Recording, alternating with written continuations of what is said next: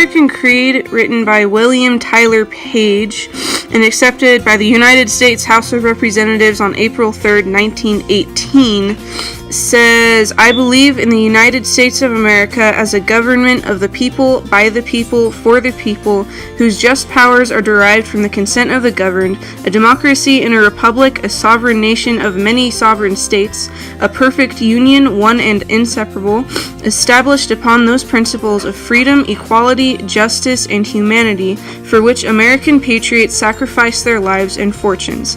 I therefore believe it is my duty to my country to love it, to support its Constitution, to obey its laws, to respect its flag, and to defend it against all enemies."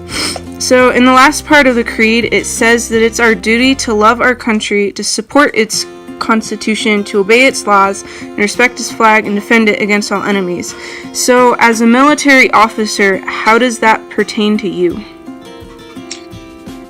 Well, it directly pertains to all of us that have been in the armed forces, as we take our foundational oath is to support and defend the Constitution of the United States. From that, that's mentioned first above, all things within our oath, because of the fact that this nation is a constitutional republic is what gives it. It's one of the things that gives it its strength to make a nation out of people who came from around the globe, and what provides the basis of this country is a country of laws, not men. Do you think the Creed still applies to us 100 years after it's been written? I personally believe so. The issue is, with how different groups now interpret these words, where how you weight the principles that are laid out in it. It's so some groups now feel that equality, in the cause of equality, that some freedoms of others need to be sacrificed. So it's really the balancing of these ideals that is difficult, 100 years later, as we don't all have the same understanding or the same way to look at those philosophies. What freedom, equality, justice, humanity mean in 2019. Okay. Well, thank you. All right. It says that it's our duty to love our country, to support the Constitution, obey its laws, respect its flag, and defend it against all enemies. So how does that pertain to you as a public accountant?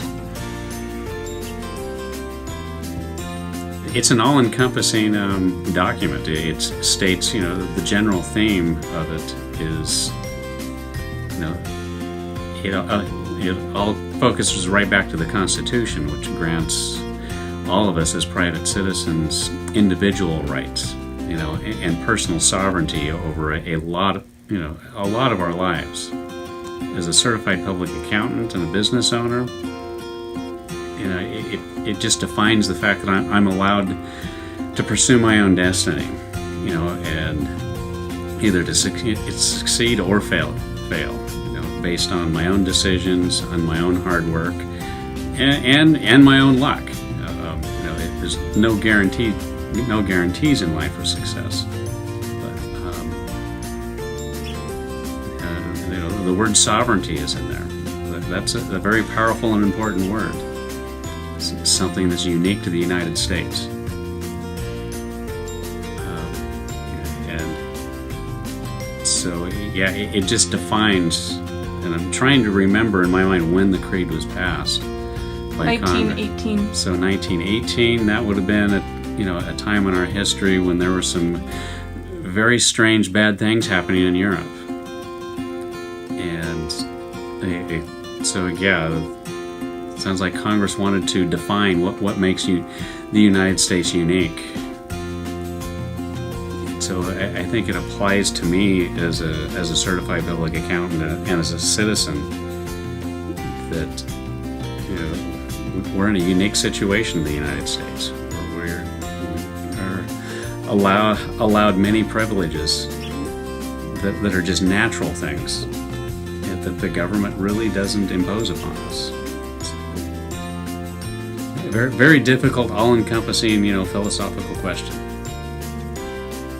So probably would have to think about it a little bit. But for me, it comes down to, you know, it just refers back to the individual rights that the Constitution grants all of us. You know, and the responsibility we have as citizens to support our Constitution. Because without that, we're not going to have the life that we have. Okay, thank you for your time. You're welcome.